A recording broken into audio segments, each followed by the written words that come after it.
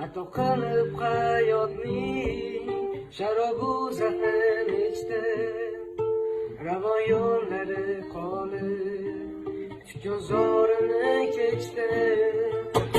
Boqmadi